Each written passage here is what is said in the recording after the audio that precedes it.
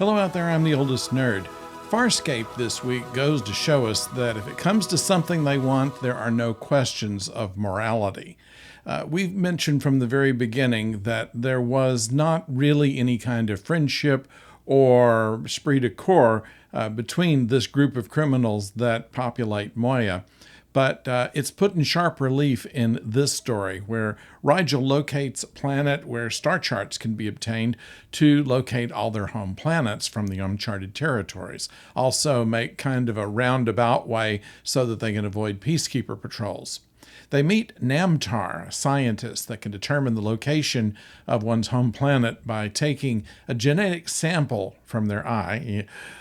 Personally, that's harder to watch than torture, murder, or American Gigolo. I mean, why would Lauren Hutton have to pay for sex, and why would Richard Gere not be interested? I walked out in the middle of the picture. Anyway, Namtar came from the Jim Henson Creature Shop, and he looks like no other alien I have seen. Kudos to the Creature Shop there. His name comes from a Sumerian god of disease, and by some coincidence is Ratman spelled backward. You know that he's not going to be quite as nice as he first turns out to be. Turns out his payment for the information the Moyans seek is one of Pilot's arms.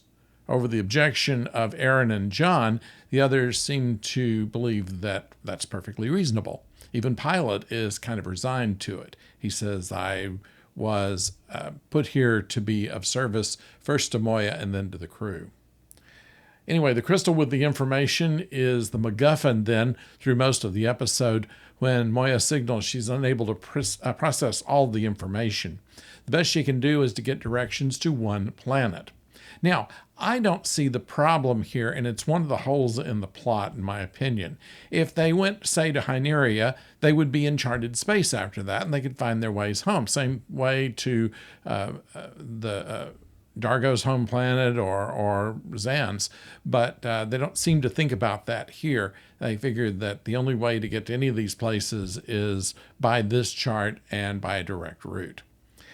Anyway, John would not have benefited from any of this because of the millions of planets that are in their charts. Earth is not one of them. And of course, Aaron doesn't have any place to go. She knows where home is with the peacekeepers, but they won't have her anymore. So there was that kind of thing where, they didn't really have any skin in the game. And it does kind of show that the person that you would think would be the most understanding of all of this would be Zan, and yet she is just as determined as Rigel and Dargo are to get to their planet, and didn't matter what it would take, even cutting a piece off of one of the other crew members. Anyway, they fight over this crystal, and I'm waiting to see, while watching this, what kind of drug spell or mind control is causing them to act that way, but it's just them. And only Pilot seems to understand it, although he's kind of snarky when they find their crystal won't work for anyone, and talk about getting perhaps multiple crystals, and Pilot asks of, it's a good thing that the first one wasn't exchanged for anything of value. Anyway, by the end of the episode, in lieu of an apology, something Luxons don't do, according to Pilot, Dargo plays soothing music for Pilot on his silaquin, or shilquin. It's a kind of a string bagpipes, as I can tell. At any rate, it is his form of an apology, and the soothing music is supposed to help Pilot heal. Pilot will regenerate his lost arm, so really not much is lost except for the memory of the pain of having it cut off without any anesthetic, as far as we can tell. While Rigel and Zan held Pilot down, the guitar blade of Dargo just cut the arm off.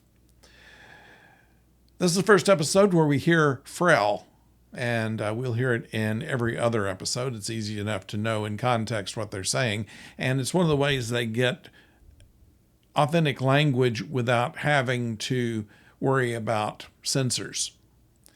Anyway, when it's established also Pilot is told to be a species that can only travel through space when bonded to a Leviathan. So a couple of things we learn in this episode of one of the crew members. So I'd like to know what you think about it. I hope you'll join me and Professor O on Thursday when we talk movies. This week, The Big Lebowski. And of course, if you have comments or questions, please put them in the comments below. We read every one of them and respond to as many as we can. So thank you for joining us, and until next time, don't go far.